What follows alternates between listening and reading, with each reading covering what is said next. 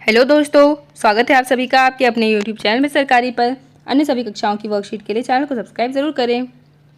आज के वीडियो में हम अंकुर अभ्यास पुस्तिका कक्षा 2 विषय गणित सप्ताह 13 की वर्कशीट हल करेंगे और समझेंगे।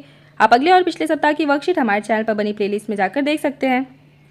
वर्कशीट नंबर 58, नीचे दिए गए त्रिकोण आकृति में लाल रंग, बेलनाकार आकृति में पीला रंग एवं घन या घनाभ आकृति में नीला रंग भरना है। अब आपको यहाँ जैसे लिखा है, त्रिकोण आकृति में कौन सा रंग भरना है? लाल रंग। तो ये शंकु त्रिकोण है और ये त्रिकोण है, तो इसमें लाल रंग भरिए। इसके बाद बेलनाकार आकृति में पीला रंग भरना है, ये है बेलन और ये है बेलन, तो आप यहाँ पीला रंग भरिए। इसके बाद घन या घनाभ में नीला रंग भरना है, तो अब इनमें नीला रंग भर सकते हैं। इसके बाद वर्कशीट नंबर 59, नीचे दिए गए उदाहरण के अनुसार नीचे बने वस्तुओं के चित्र में किसी भी चौकोर एवं त्रिकोण वस्तु का उपयोग करते हुए पैटर्न बनाइए। अब चौकोर क्या है? ये है और त्रिकोण क्या है? ये है। या आइसक्रीम है और ये भी चौकोर है, ये भी चौकोर है। तो जैसे हमने पैटर्न बनाया चौकोर और त्रिकोण का, सबसे पहले त्रिकोण लिया हमने, टोपी या शंकु, फिर घन, फिर टोपी, घन, इस प्रकार आप भी बना सकते हैं। अब नीचे दिए गए उदाहरण के अनुसार नीचे बने किसी भी गोल एवं त्रिकोण आकृति वस्तु का उपयोग कर पैटर्न बनाइए। गोल और त्रिकोण, ये गोल है, ये त्रिकोण है, ये भी गोल है, ये भी त्रिकोण है, तो आप इनका उपयोग कर सकते हैं। तो हमने त्रिभुज लिया, वृत्त, त्रिभुज, वृत्त, त्रिभुज, वृत्त, त्रिभुज, इस प्रकार आप भी बना सकते हैं। नीचे दिए गए पैटर्न के अनुसार चौकोर आकृति को आड़े एवं खड़े अनुस्थापन में करते हुए पैटर्न बनाइए। अब खड़े आड़े, खड़े आड़े, खड़े आड़े, आप भी ऐसे बना सकते हैं। वर्कशीट नंबर 60, 3D आकृतियों के फलक।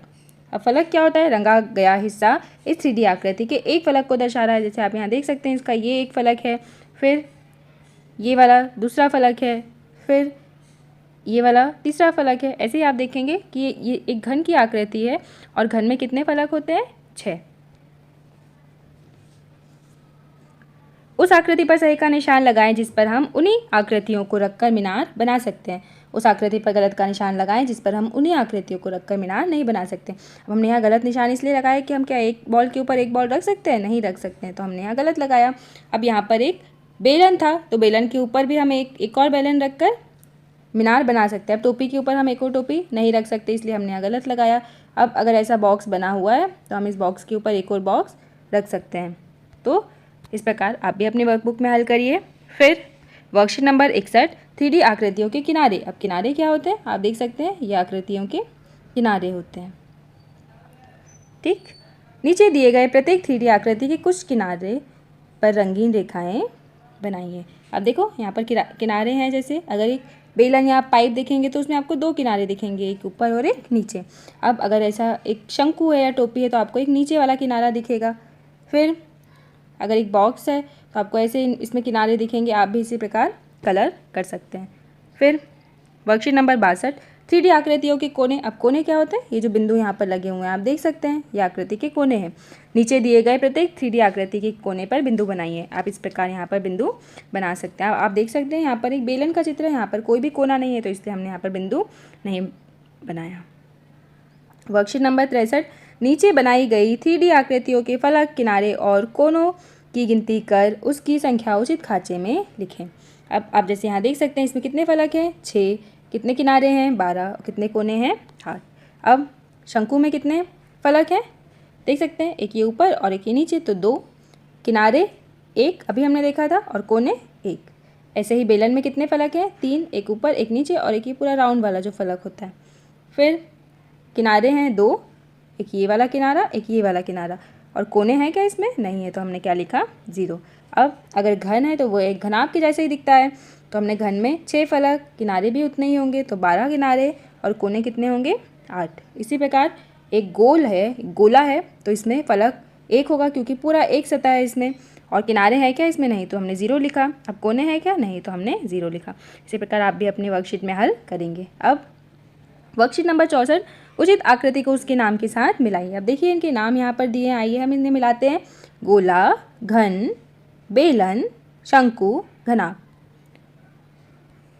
वर्कशीट नंबर 65, नीचे बनाई गई 2D आकृतियों के किनारे और कोनों की गिनती कर उसकी संख्या लिखना है। अब देखो किनारे यहाँ पे 1, 2, 3, 4, तो 4 किनारे, और कोने, कोने क्या होते हैं? 1, 2 3 4, तो 4 कोने लिखे और ये वर्ग है। अब ऐसे ही आयत में कितने किनारे हैं? 4, और कितने कोने हैं? 4, और चित्र है आयत। इसके बाद त्रिभुज में आप बता सकते हैं कितने किनारे हैं? 3, 1 2 3, और कोने 1 2 3 3, तो त्रिभुज। इसमें कितने किनारे हैं? एक भी किनार नहीं है।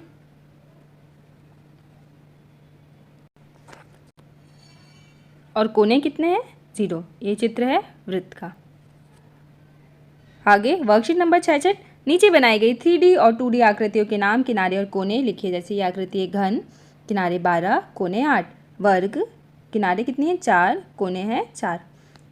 फिर घनाभ, ये देखिए हमने घनाभ लिखा है, किनारे कितने हैं? 12, कोने 8, आयत में किनारे 4, कोने 4। अब आप देख सकते हैं यहाँ पर ये घन कुछ कुछ वर्ग के जैसा दिखता है, तो ये 2D आकार वर्ग और ये घन एक ही समान होते हैं। अब ऐसे ही आयत से क्या बनता है? घनाभ।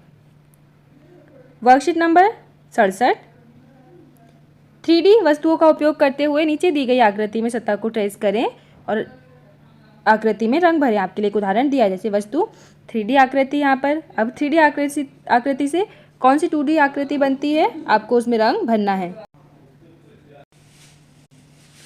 अब जैसे यहाँ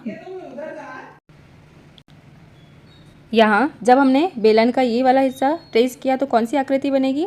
सर्कल, तो इसमें कलर किया। अब ये घनाभ है, इससे आपको कौन सी आकृति बनती दिखाई दे रही है? आयत, तो आप यहाँ पर कलर भरेंगे। इसके बाद घन में कौन सी आकृति बनेगी? वर्ग, तो आप वर्ग में रंग भरेंगे। इसके बाद शंकु में कौन सी आकृति बन रही है यहाँ पर? गोल, तो आप गोल में रंग भरेंगे।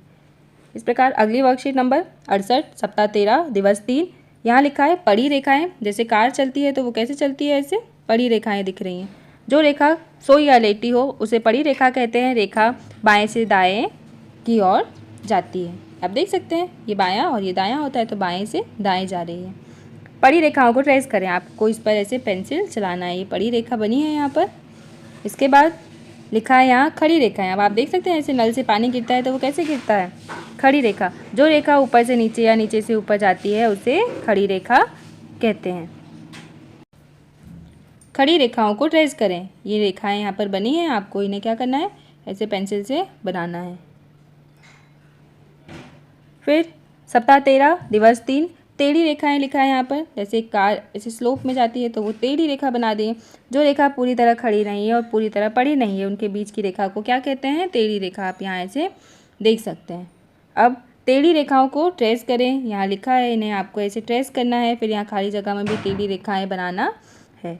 इसके बाद वर्कशीट नंबर 71, खड़ी, पड़ी और टेढ़ी और मुड़ी रेखाओं को रंग कुंजी के अनुसार ट्रेस करें। अब आप यहाँ देख सकते हैं, जैसे यहाँ पर एक चित्र बना है और इस चित्र को आपको कैसे ट्रेस करना है? अब यहाँ लिखा है खड़ी रेखाएं। खड़ी रेखा मतलब ऐसी वाली रेखाएं। तो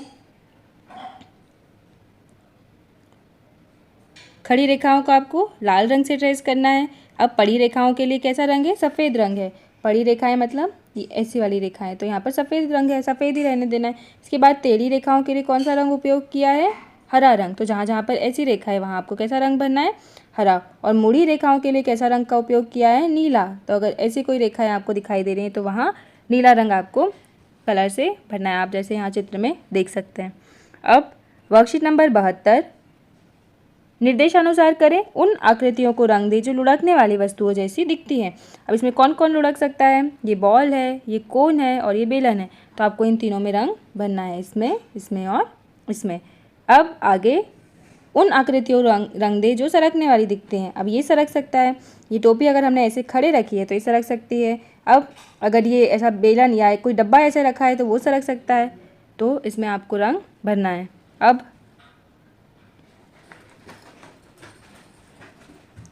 वर्कशीट नंबर 73, वस्तुओं के सामने उनके गुण के अनुसार चिन्ह लगाएं।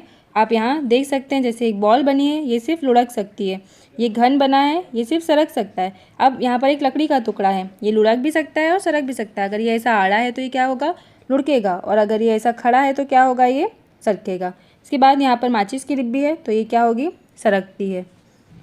प्रश्न नंबर 2, नीचे बनाई गई 3D आकृतियों के नाम एवं फलकों, किनारों और कोनों की संख्या लिखें। आकृति का नाम है यहाँ घन, फलकों की संख्या कितनी है? 6, किनारों की संख्या है 12 और कोनों की संख्या 8।